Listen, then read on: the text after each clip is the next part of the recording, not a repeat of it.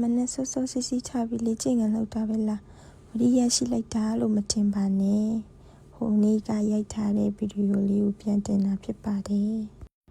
အတန်တော့နည်းနည်းတိကံပေးပါခုမှအိပ်ရထားတာမလို့အိတ်ရှင်မှုတူတန်ဖြစ်နေလို့ပါ